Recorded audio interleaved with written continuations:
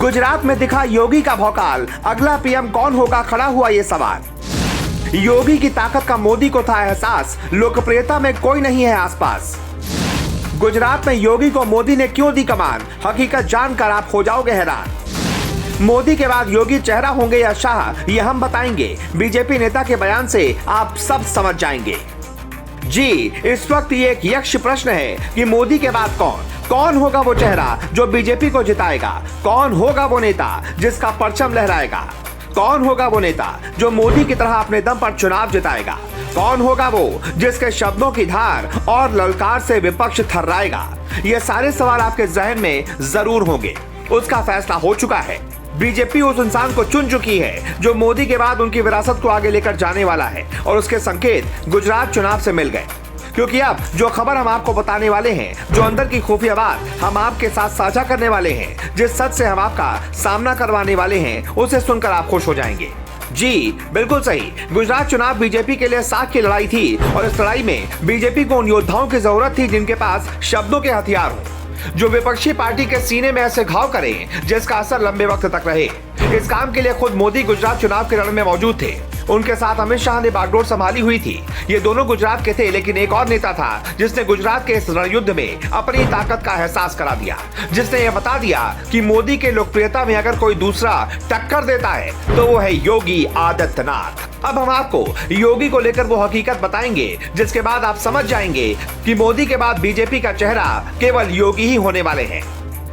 दरअसल योगी आदित्यनाथ ने शनिवार तक ताबड़तोड़ 22 रैलियां और 3 रोड शो करके गुजरात में अपनी धमक दिखाई। योगी जहां जाते थे उनकी रैलियों में भीड़ उमड़ जाती थी। लोग योगी को सुनने के लिए आते थे। गुजरात का हर बीजेपी का उम्मीदवार ये चाहता था कि कैसे भी उनके क्षेत्र में एक बार मोदी योगी आ जाएं, तो उनका उद्धार हो जाए। अपने तीखे भाषणों के लिए जनता के बीच लोकप्रिय योगी ने विपक्ष पर ऐसे हमले किए जिनकी गूंज पूरे हिंदुस्तान ने सुनी। योगी की लोकप्रियता का नजारा ऐसा था कि गुजरात के अमित शाह से ज्यादा वहां के लोग वहां के बीजेपी नेता योगी को पसंद करने लगे और आने वाले वक्त का लीडर बताने लगे।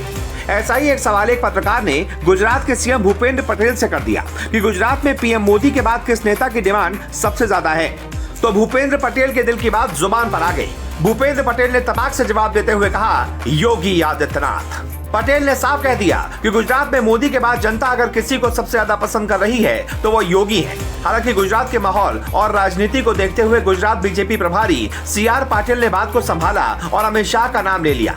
लेकिन भूपेंद्र पटेल के बयान से साफ है कि योगी आदित्यनाथ न केवल यूपी बल्कि गुजरात के बीजेपी नेताओं और लोगों की पहली पसंद बन गए हैं। योगी की इस ताकत का एहसास पीएम मोदी को भी था। मोदी को पता था कि योगी क्या कर सकते हैं। मोदी को पता था कि योगी अपने तीखे भाषण के दम पर विपक्ष पर कैसा हमला कर सकते हैं। मोदी को पता था कि गुजरात में केवल योगी हैं जो बेड़ा पार लगा सकते हैं। जिस तरह से तमाम किसानों की नाराजगी के बाद भी योगी ने यूपी में परचम लहराया, इस ताकत का मोदी को एहसास था।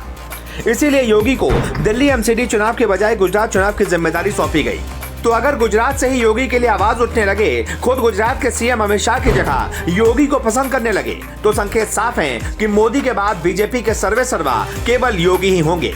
वैसे भी जिस तरह से योगी की लोकप्रियता दिन दूनी रात चौगुनी बढ़ रही है, जिस तरह से लोग योगी को सुनना पसंद करते हैं, जिस तरह से योगी अपने दम पर चुनाव को जिताने का दम रखते हैं, उससे साफ है कि मोदी के बाद बीजेपी का अगला चेहरा योगी होंगे।